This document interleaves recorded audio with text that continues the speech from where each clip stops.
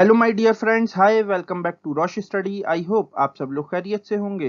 Now इस lecture में हम स्टार्ट करने जा रहे हैं एक नया चैप्टर जिसका नाम है making of Germany and Italy, जो कि फोर्थ चैप्टर है आपके यूनिट नेशनलिज्म इन यूरोप का।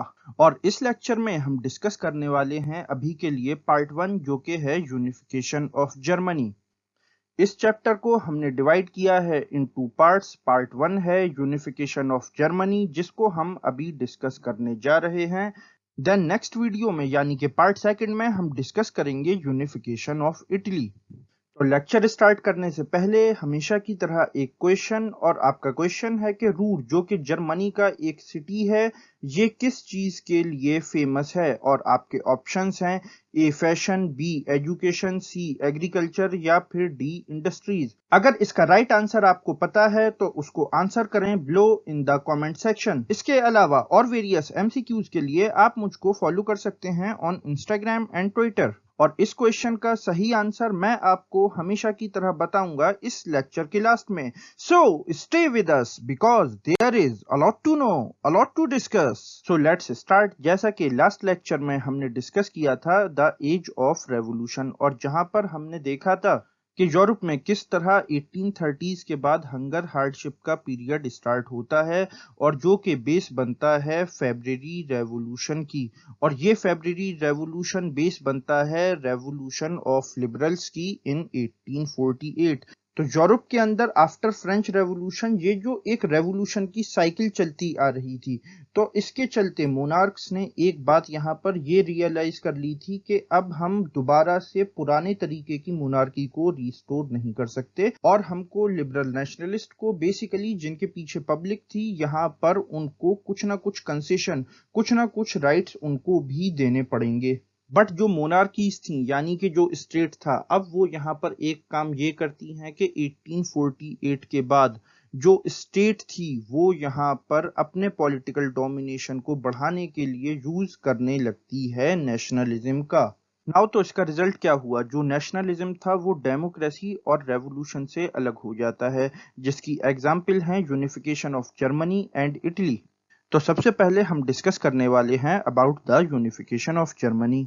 तो जर्मनी के अंदर जो यूनिफिकेशन का प्रोसेस स्टार्ट हुआ ये होता है इन 1848। वहां पर जो जर्मन मिडिल क्लास था वो डिसाइड करता है एक जर्मन नेशनल असेंबली फॉर्म करने की इन फ्रैंकफर्ट, और ये फॉर्म होती है ऑन मई 1848, जहां पर के 831 रिप्रेजेंटेटिव्स को इलेक्ट किया जाता है फॉर द फ्रैंकफर्ट पार्लियामेंट।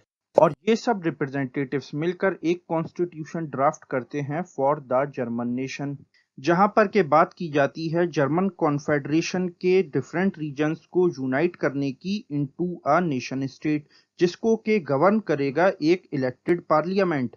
और ये जो टर्म है कॉन्फेडरेशन, इसके मीनिंग है स्मॉल ग्रुप्स का एक ऑर्गेनाइजेशन जो कि बना हो आपस में साथ जुड़ने से। तो ये जो जर्मन कॉन्फेडरेशन था इसका कोई एक कॉमन किंग नहीं था, कोई कॉमन रूलर नहीं था।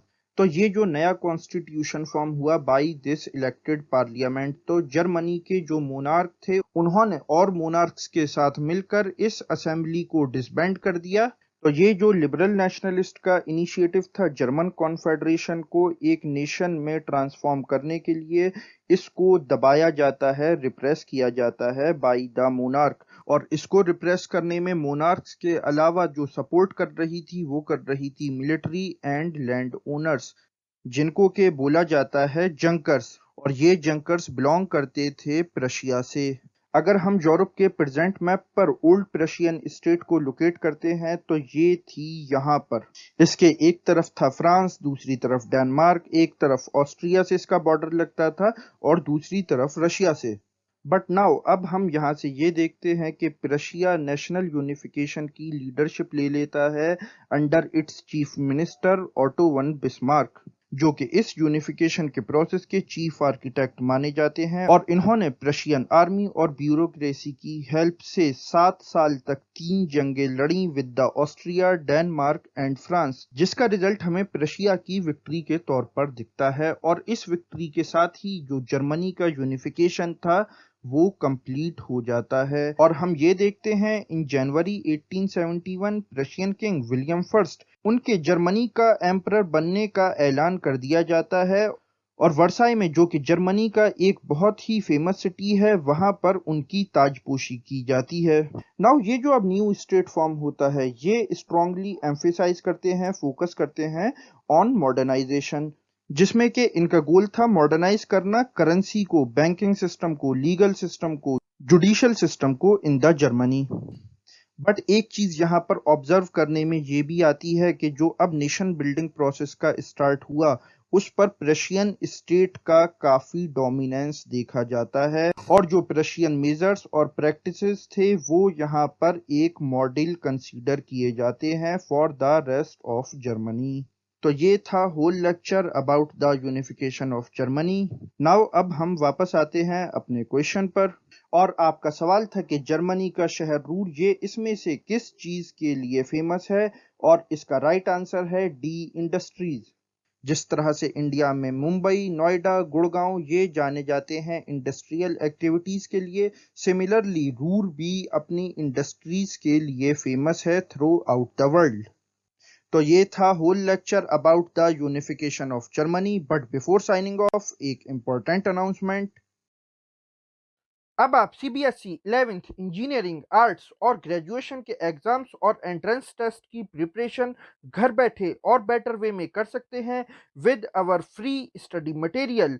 इसके साथ आप डाउनलोड कर सकते हैं वेरियस बोर्ड्स और यूनिवर्सिटीज़ के syllabus from our website tutorbasket.com। और इसके साथ ट्यूटर बास्केट आपके लिए लाया है यूनिक और premium test series with exciting offers. और इसके साथ रेगुलर अपडेट्स के लिए आप हमको फॉलो कर सकते हैं on various social media platforms such as Twitter, Instagram and Facebook at Rosh Study. तो यहाँ पर आपको हमेशा की तरह काफी कुछ जानने को मिला होगा। Thanks for listening, have a good day, okay, bye.